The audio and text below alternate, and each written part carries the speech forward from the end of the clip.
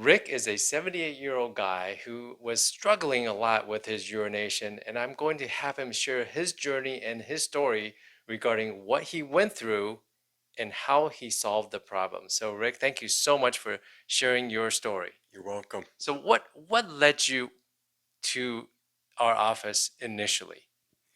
Being uncomfortable as I got older, I wanted to try and figure out if there was something that could be done to correct my urination problem. Exactly what were you feeling with your urination? Excessive urination during the day and at night. Excessive. Okay, like how many times during the day and night? I would say 30 times a day. 30 times a day. 30 The, times a day in an 8-hour period. how, how do you have a life? Not much of a life. I'm a driver for Lyft, and I was finding myself after I dropped my riders off, finding a place to go to the bathroom. Now, my dad, when he had that enlarged prostate issue, he carried a bottle in his car. How did you fix? Did you do something like that too? No, I didn't. I always looked for a McDonald's or a fast food restaurant.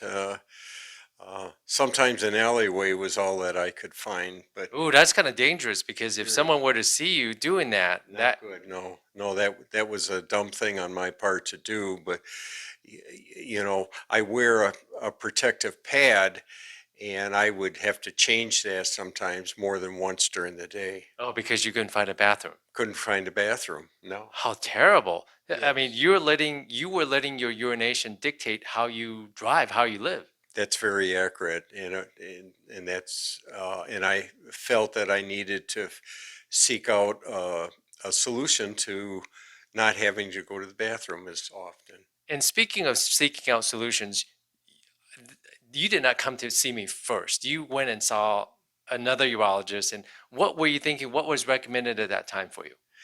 They were recommending that that I have an operation done, but based on the size of the of for the prostate, they were not comfortable doing it. So went to more than one doctor before Dr. Lynn came into my life, And how did you end up here? by a referral. Yeah. Okay, very good. And we did the workup, we did the evaluation. I measured the size of your prostate. And what was recommended at that time? It was recommended that the prostate, which was at a size of 153, be scraped to a point where it was smaller and not affecting the urination process. And when the operation was completed, the size of the prostate was 50, not 153. So it was about one third the size. You were having a lot of trouble urinating. We did this evaluation, found out the problem was the prostate, and then you chose to have a procedure. And now you're several months after that TURP procedure. First of all, tell us, how was your recovery?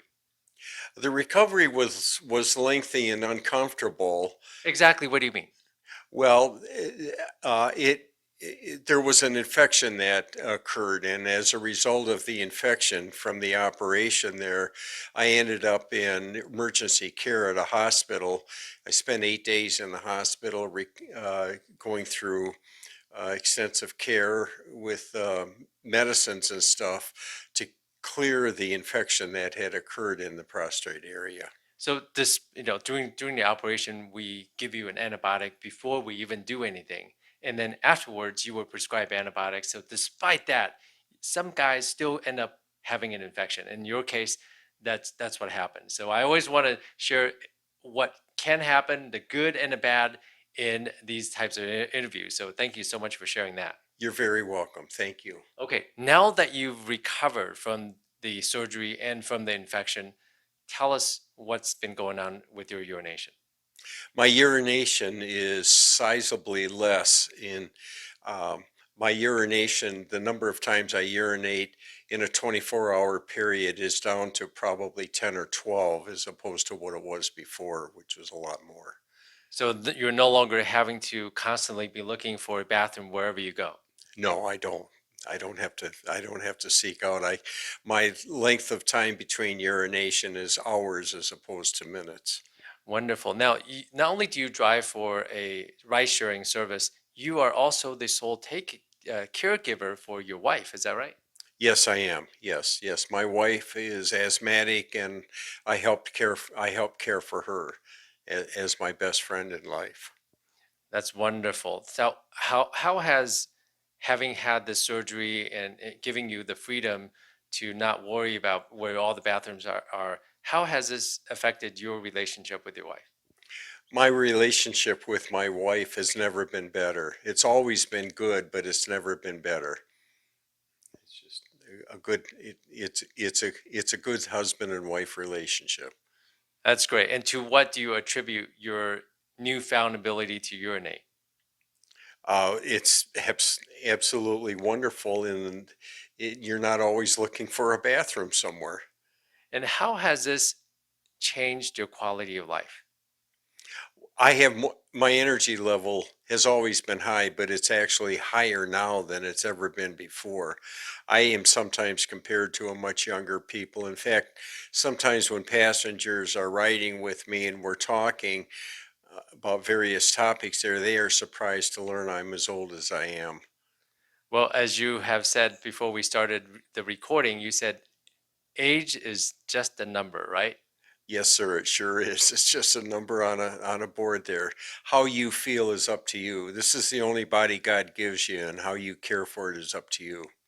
Wonderful. Well, thank you so much for sharing your story. You're very, very welcome, Dr. Lynn. You're very welcome. I hope this helps other people.